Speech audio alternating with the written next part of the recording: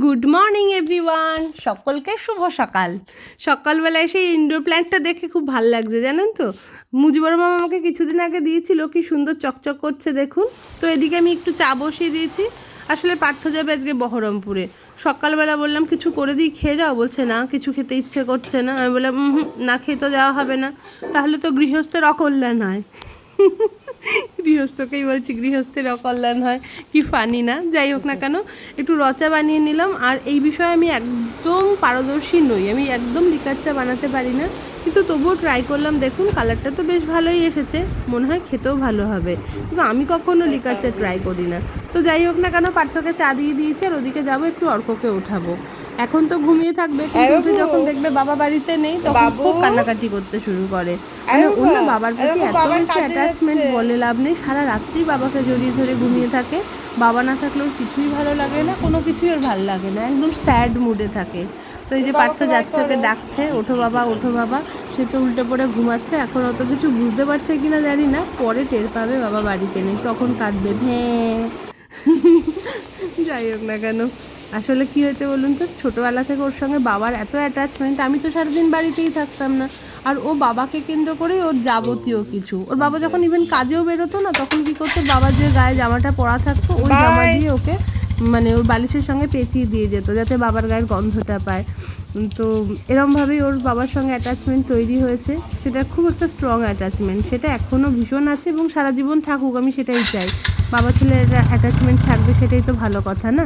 তো যাই হোক না কেন, এই যে অরূপ যাচ্ছে এখন পার্থকে পৌঁছে দিতে। আসলে এই সকালবেলাতে না, মানে টোটো দু একটা যাবে আমাদের বাড়ির সামনে দিয়ে, না হলে আবার খানিকটা হেঁটে যেতে হবে। তো অত ঝক্কির দরকার নেই, অরূপ গিয়ে ছেড়ে আসুক। আর আমি দাঁড়িয়ে থাকলাম যতক্ষণ না যায়, যতক্ষণ দেখা যায়। তো এই দেখুন বাড়ির চারপাশটা এখন মানে বর্ষাকাল তো নয়, কিন্তু খুব বৃষ্টি হয়ে গেল না, তো চারিদিকটা এত ঘাস জন্মে গেছে, এগুলোকে আবার পরিষ্কার করাতে হবে। পুজো আসছে, বাড়ির চারিপাশটা একটু পরিষ্কার পরিচ্ছন্ন না থাকলে একদম ভালো লাগে না, বুঝলেন তো।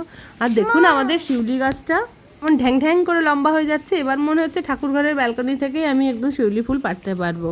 তো যাই হোক না কেন, এই যে আমি একটু রান্না বসিয়ে দিয়েছি, এখন সন্ধেবেলা হয়ে গেছে। সারাদিন এটা ওটা করে কেটে গেছে, রান্না বিশেষ কিছু করিনি। আর একদম সন্ধেবেলাতেই আমি রান্নাবান্না চাপিয়ে দিয়েছি, একটুখানি মাংস করব, বুঝলেন তো। সারাদিন অর্ককে আর অরূপকে ডাল আর চিপস খাইয়ে রেখেছিলাম, তো এখন একটু সন্ধেবেলাতেই তাড়াহুড়ো করে রান্না করে নিচ্ছি। আসলে না, আজকে আমার বোন আসবে। আর বোন মাঝে মাঝেই আসে, এমন না যে 100 কিলোমিটার দূর থেকে আসবে। কিন্তু আজকে যাবো একটু শপিং করতে। আসলে পুজো একদম দোরগোড়ায় চলে এসছে, আর সবাই শপিং করছে, সবাইটা দেখছে, আর মনে হচ্ছে আমি বাড়িতে বসে কী করছি ভাই, কিচ্ছু কেনাকাটা করলাম না, কি করব কি পুজোর মধ্যে। তো সেই ক্রেভিংস একটা পুজো শপিংয়ের, তো সেটা মেটাতে যাব। বোনও আসবে, দুজন মিলে যাব। তার জন্য সন্ধ্যাবেলাতেই রান্নাটা করে রাখছি। বিশেষ কিছু না, একটু উনি মাংস করতে, একটু রুটি করে রাখবো। আসলে পার্থ যখন আসবে বাড়িতে, তখন একটু মাংস রুটি পেলে খুশি হবে, আর আমারও ভালো লাগবে। সারাদিনে বাচ্চাগুলোকে বিশেষ কিছু খেতে দিইনি কাজের তারায়। আসলে এই কাজ আর মানে গৃহস্থালীর জীবনযাপন দুটোকে ব্যালেন্স করা বড় মুশকিল। মানে অন্য মায়েরা যেমন পারে অনেক রান্না বান্না করে বাচ্চাদেরকে খাওয়াতে, আমার সেটা হয় না। কী জানি এটাতে ভালো হচ্ছে না মন্দ হচ্ছে আমি জানি না, তবে হ্যাঁ, যখন যেমনটা হয়, যখন আমার পক্ষে যতটুকু সম্ভব হয় ততটুকু কিন্তু আমি করে দিই।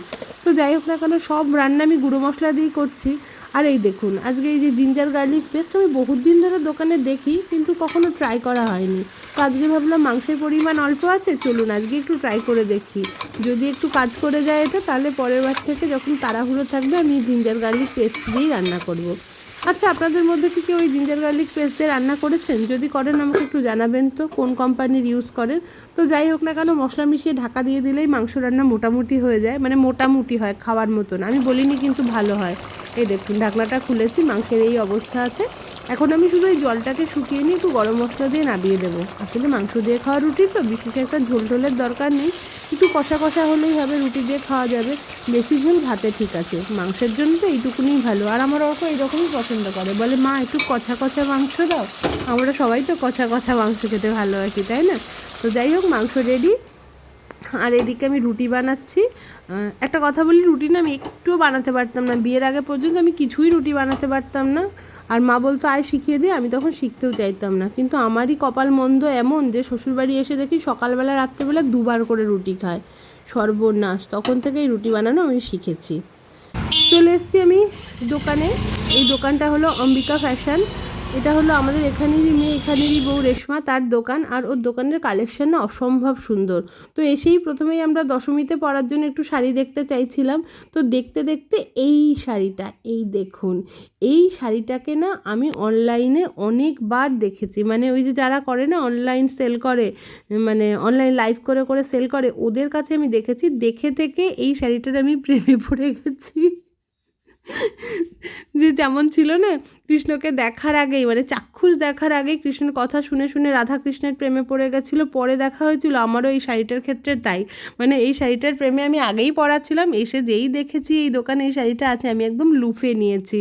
তো এরপরে বোনের জন্য আমরা শাড়ি দেখছিলাম, যে ওর একটু পছন্দ হতে দেরি লাগে, খুব চুজি তো, এটা না ওটা, ওটা না ওটা, এই কালারটা কেন, এই দুর্গাটা বেশি রাগি লাগছে, এই দুর্গাটা বেশি বাচ্চা লাগছে, ওর হাজারখানা কথা বাবা।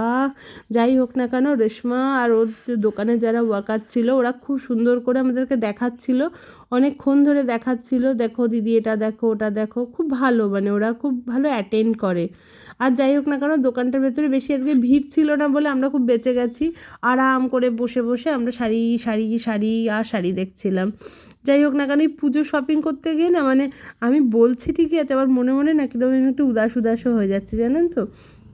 মানে আমাদের ছোটোবেলায় তো অত বেশি পুজোর কেনাকাটা ছিল না, এখন যে হারে আমরা পুজোর কেনাকাটা করে ঘুরে বেড়াই, এটা ওটা সেটা, 4 দিনের জন্য 4টে।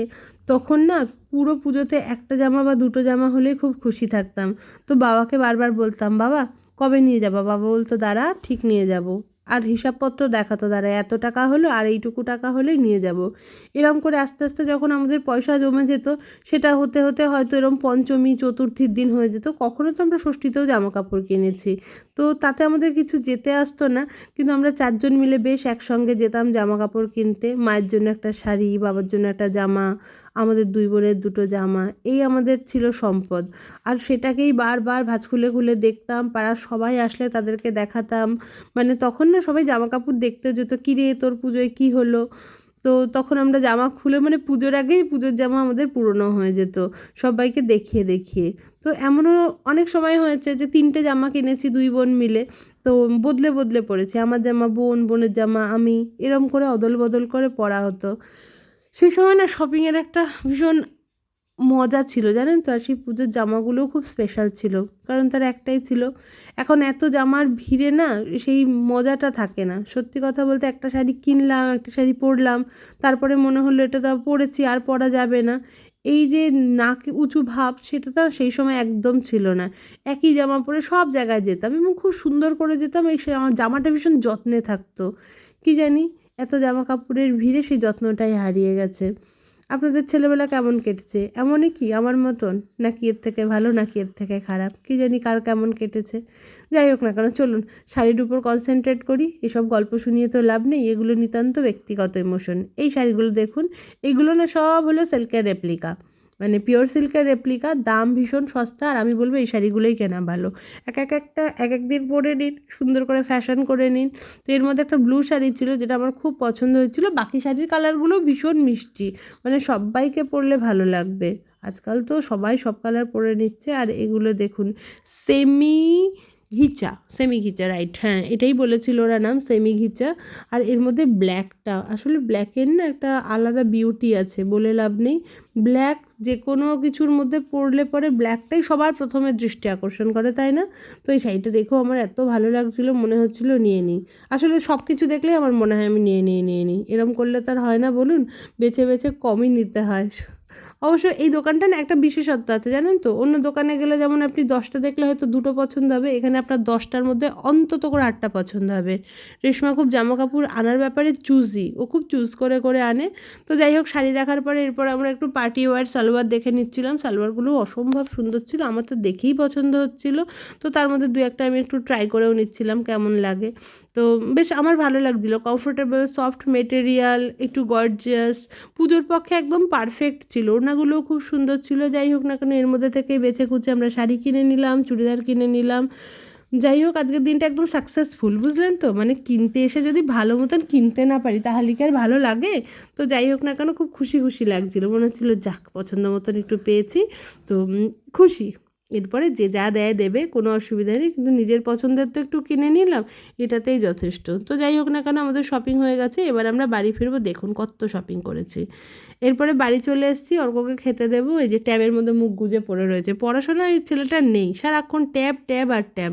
যাই হোক না কেন, অর্ককে আমি খেতে দিয়ে দিচ্ছি। আর বলবেন আমাদের ভিডিওটা আপনাদের কেমন লাগলো। যদি ভালো লাগে আপনারা বেশি বেশি করে দেখবেন, সাবস্ক্রাইব করবেন, লাইক করবেন, আর আমাদেরকে অনেক ভালোবাসা দেবেন।